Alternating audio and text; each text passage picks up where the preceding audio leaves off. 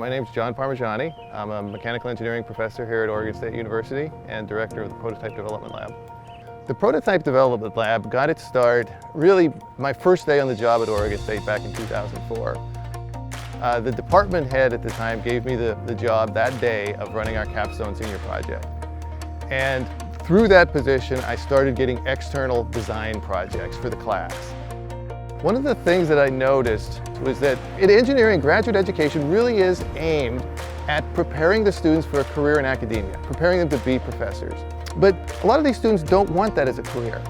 They want to go out into industry or go out into the world and be a practicing mechanical engineer.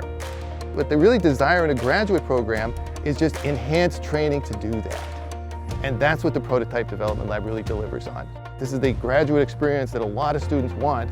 And on the other hand, this is a service that a lot of businesses and clients want. So we're really meeting two needs here with the Prototype Development Lab. If somebody's got this great idea and they say, we need somebody to build us the first one of these things, contact me. I've got students on staff right now. We're open for business. We are ready to take on projects and start tomorrow.